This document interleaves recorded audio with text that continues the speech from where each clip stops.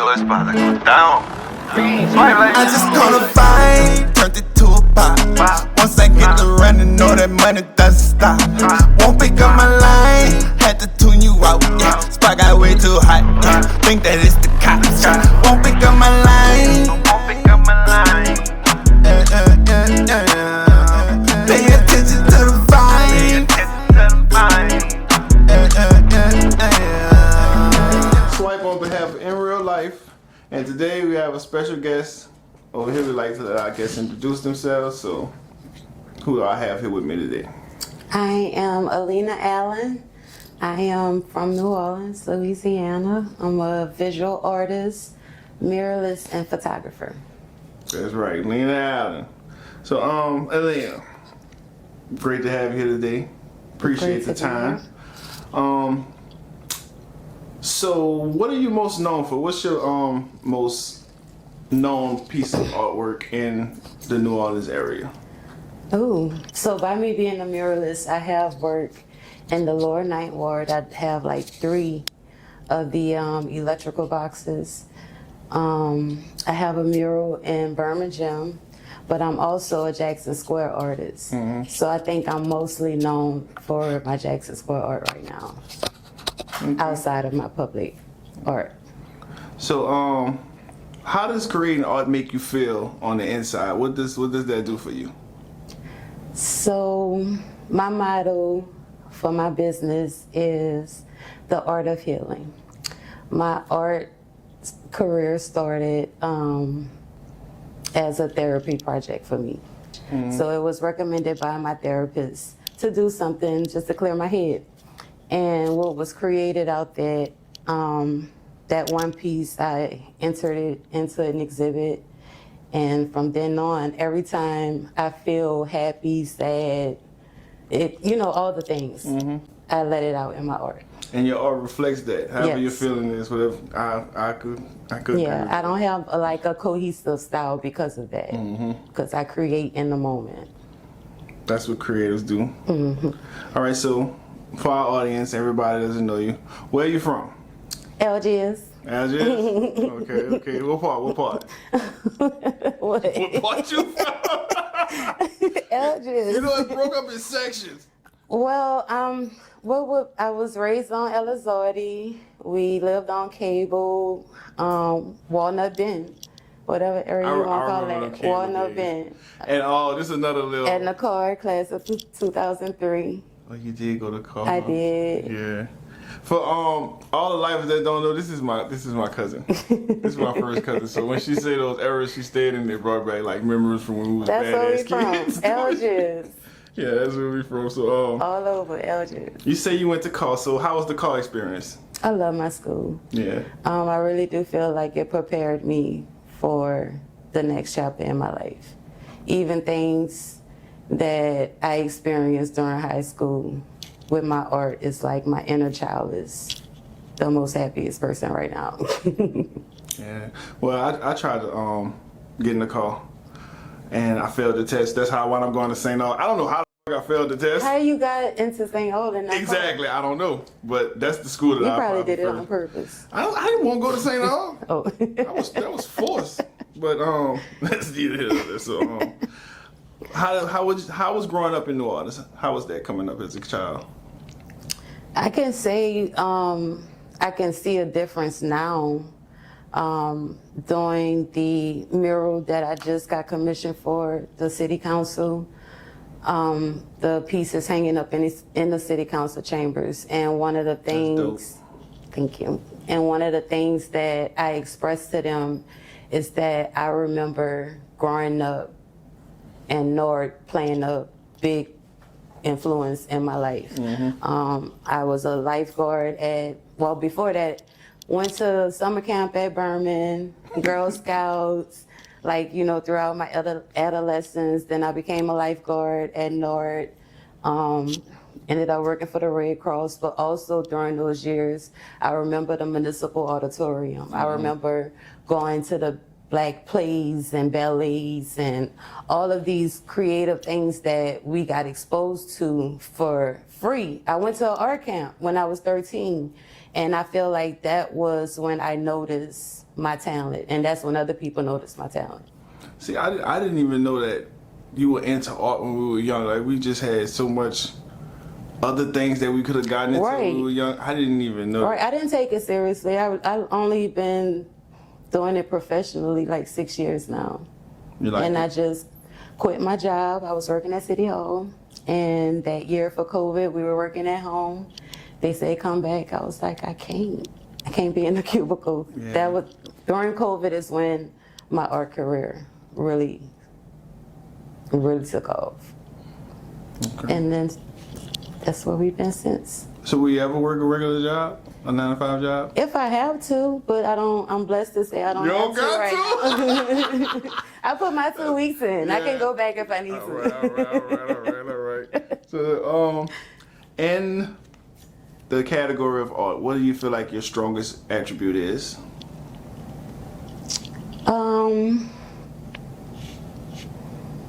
I know that most of the things I paint are spiritually connected.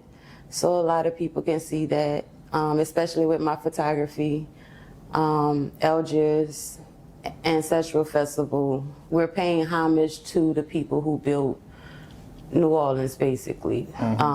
We march through through Algiers. We go to where the transatlantic slave ships came in. We go to behind the court. There's still a cage where they used to keep the slaves at. So we go through the Algiers, pay homage to our ancestors, and I feel like me capturing that with my art, because I do the festival poster also, and the photography, people, resonate with that. It feels familiar to them. A lot of my art, I feel like it feels familiar to my people, because I paint for my people, black people. As you should. Yeah. So you just told me something that I don't know. You know I'm a very knowledgeable person. So the first courthouse in New Orleans, if I'm not mistaken, was in Algiers. I believe so.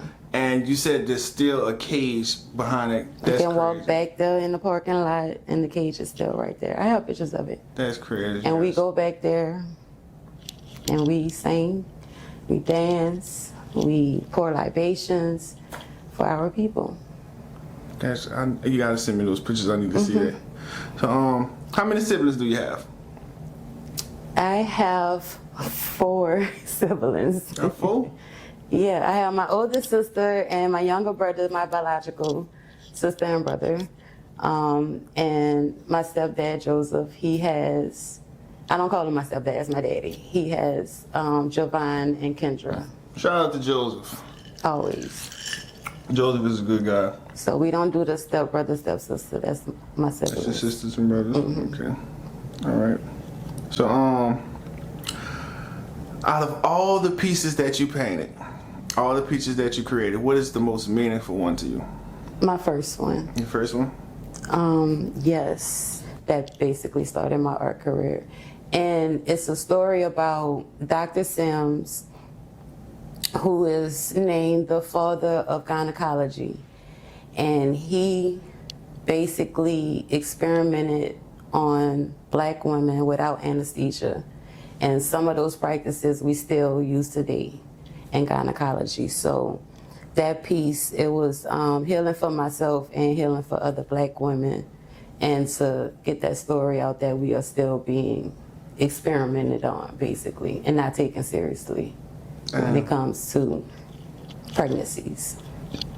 Damn.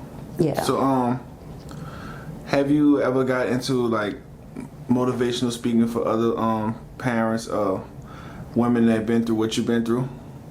Mostly at the square, like I have these one-on-one conversations. People come up to me, of course, they're attracted to the art. They ask what inspired me, and it starts up all kind of things. I've had people cry. I've had people have to sit down and just, take a moment because it resonates with them. So I feel like that's where a lot of my ministry comes from, on the street. Okay. I saw you did a mural on a fence in Detroit. How is your art? First of all, was that your first time painting in Detroit? Was that your first time doing work That's in my Detroit? second mural in Detroit. That's your second one? Yes. So how is Detroit accepting you and your art out there? So I'm a part of this wonderful sister circle called Sisters of the Sacred Black. We go camping every year in the woods. It's like 40 women.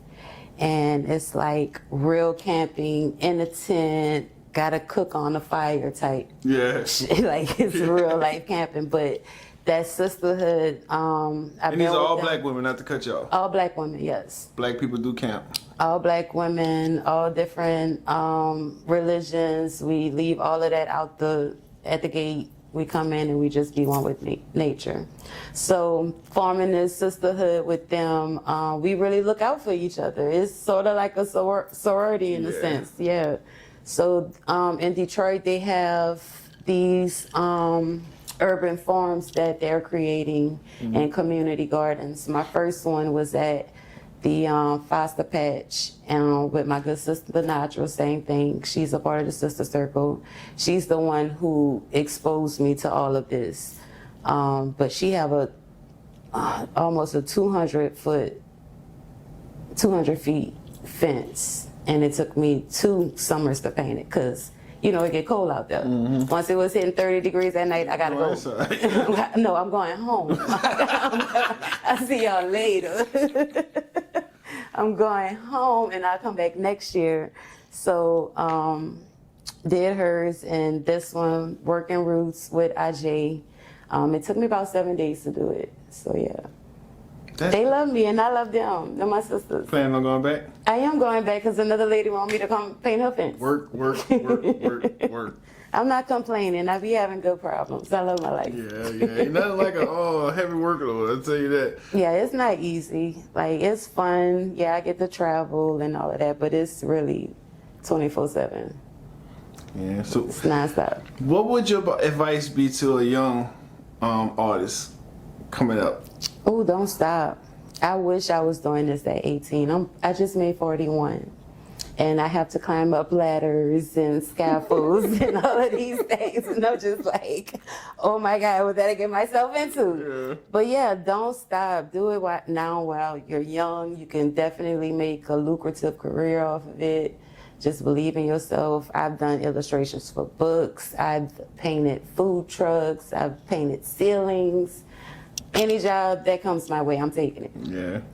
You be getting the work done too. I be seeing. I know that with the fence, the most recent fence that you painted in Detroit, a lot of people been, including my girlfriend. She's like, we have to get Lena to do our fence. I'm like, well, we gotta fix the fence first, but yeah. I do wood burns on fence too. What is wood burns? I burned the wood. I torched the image into the wood on the fence. You know what that is? So it's like when you feel it, it's like you I got don't some have wood burn. no wood burns. This the only. These not really finished, but just like an example of it. But like the image would be torched, basically.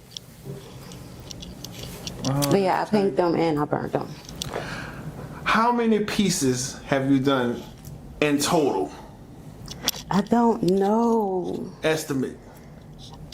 It's definitely hundreds. You think it's in the thousands? No. I would say I'm close to 1,000.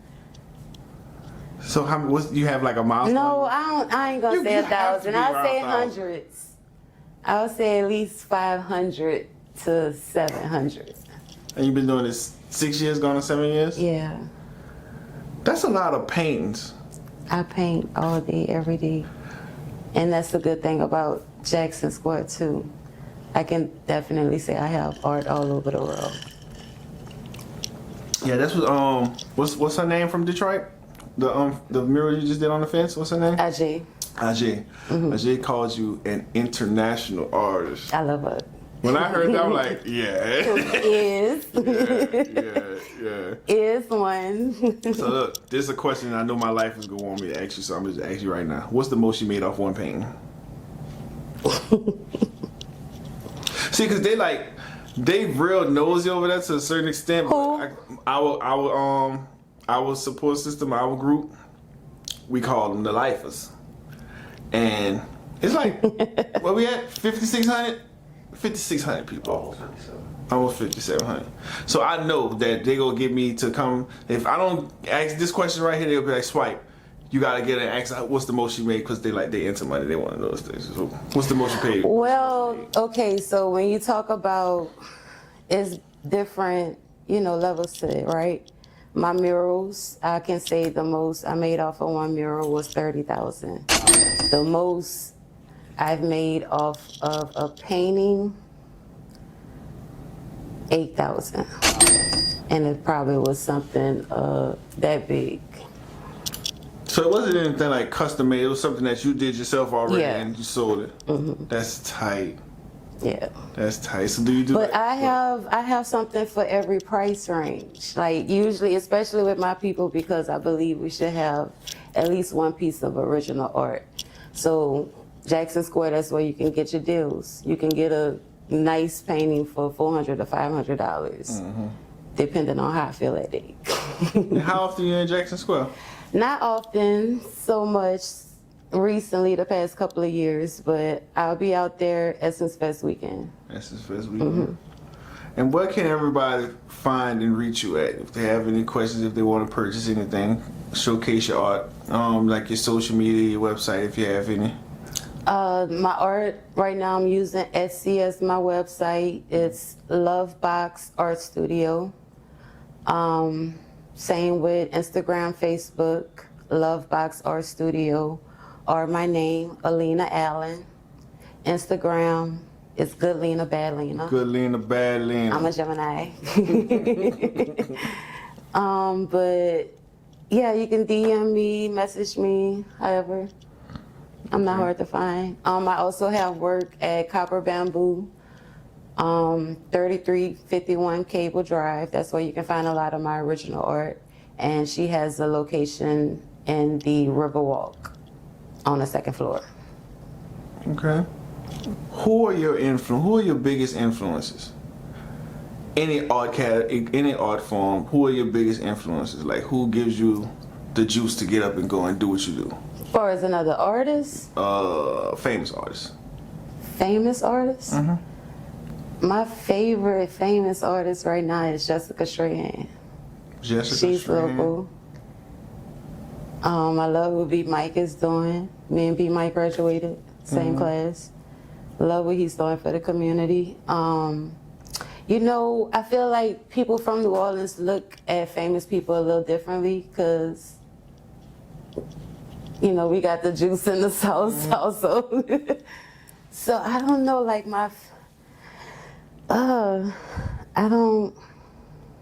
I can't think of like a famous artist that I would say influenced me more than those two.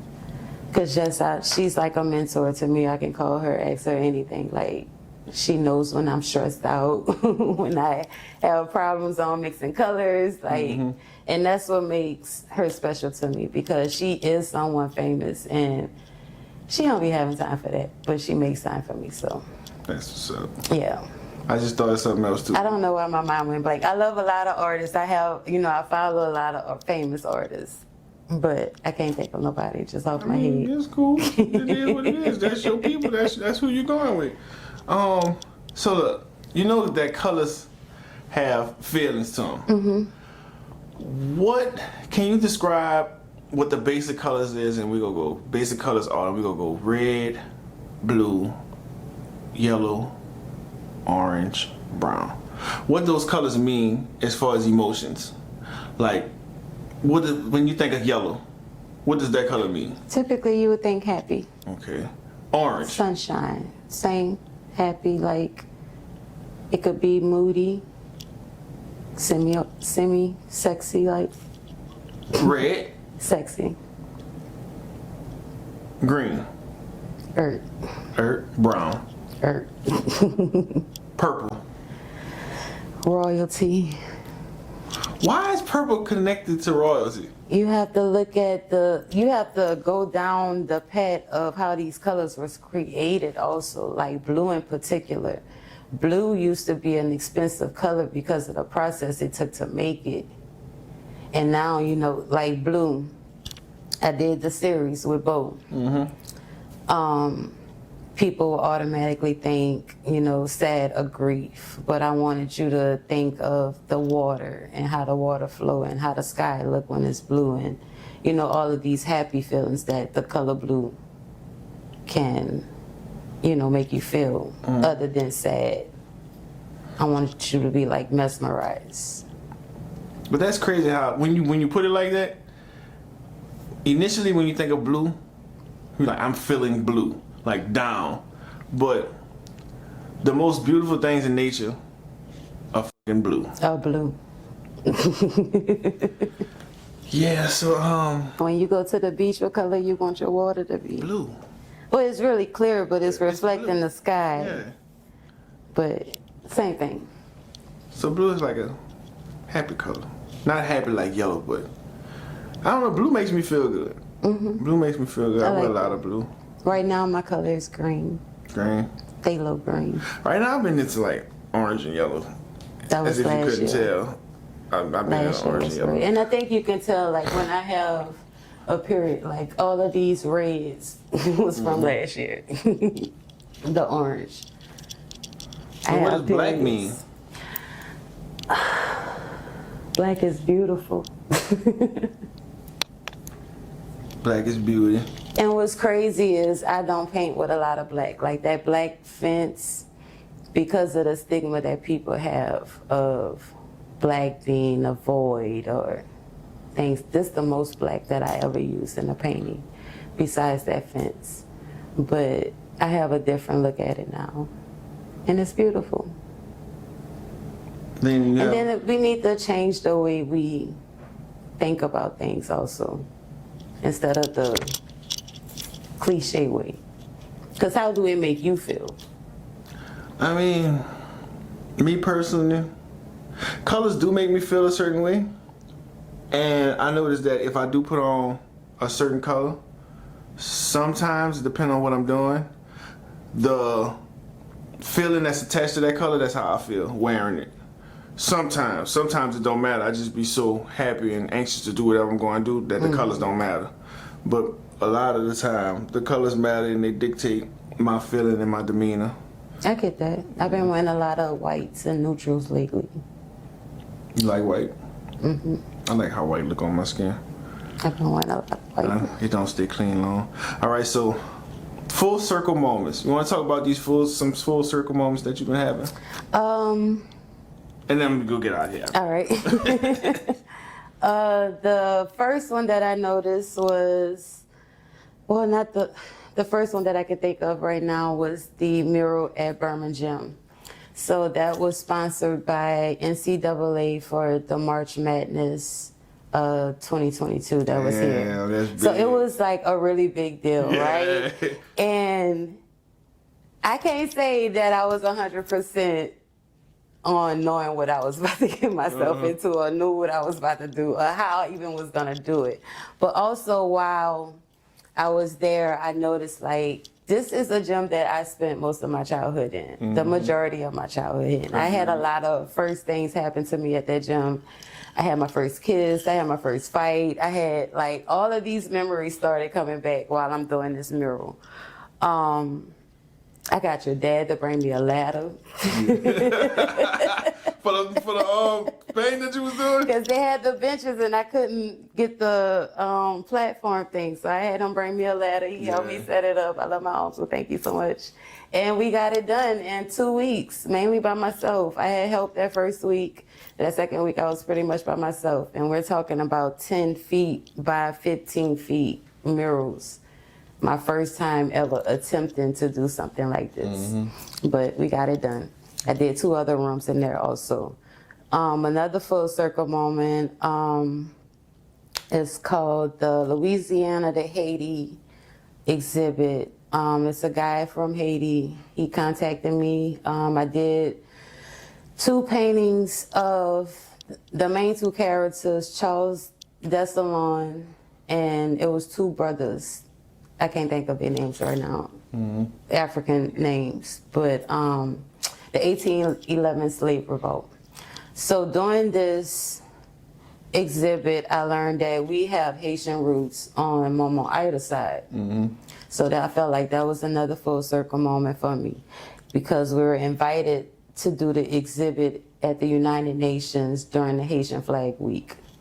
Big, I remember that. big moment, right? I have 2 paintings that I did hanging up at the United Nations in New York, crazy, right? son.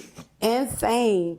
And now recently, the most, this mural with the city council, I was picked to do District C, which is Algiers, and it started like the aquarium down to Poland, and the cutoff is Claiborne.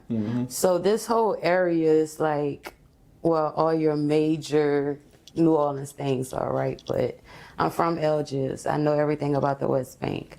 I'm a Jackson Square artist. So all of this was so familiar to me. And I'm just like, when you really sit back and realize these seeds that you've been planting are actually growing, and you're witnessing, and you're living your dreams, like you can't do nothing but be grateful for it. So those full circle moments. You cried?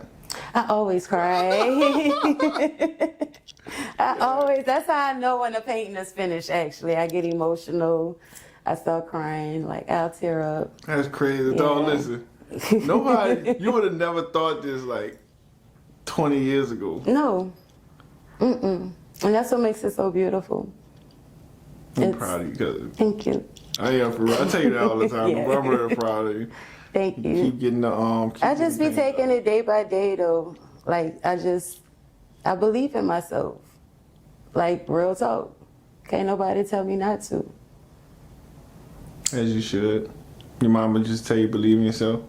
Yeah. You ever said some crazy shit? Your mama was like, you can't do that. No, you know, I'm her, what she called me, her wildflower. She never could tell me, no, don't do that. Shout out to Auntie Eddie, man. Shout out to Auntie She Eddie. know I would still do it. Yeah, it don't even make no sense to say no to them. Just go ahead, It ain't nothing too crazy. I ain't gonna put myself in danger, you know, but yeah, we gonna do some things. Bull, you have any questions? Good. I just, when she was describing the colors, I'm looking at all the paintings and the pictures, and I'm like, damn. Like, I'm really looking at the reds and the blues and that's dope. Cause you can see it. Like when you play it back and you look at these, like bro, it's there.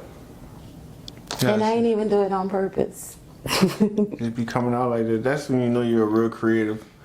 You could do some shit and you really just be venting almost. It's almost like venting. And then when you're done with it, it'd be like one of the most beautiful bodies of work ever. Yep. Well, I appreciate your time, Lena. Anytime. It was good. It was a great conversation. This exclusive interview. Ain't nobody getting no more interviews. It's over with. Only on In Real Life though. That's dead. And, one more time, give them your social media and everything so where they can get in touch with you and see your work. Alina Allen on Facebook, GoodLinaBadLina on Instagram, and Lovebox Art Studio. Love by Art Studio. So, appreciate your time. I'll give me a fucking hug. Because we did a hug on camera. I love you. I'm so proud of you. Thank you. I love you. And you take care of yourself. I appreciate it. Always.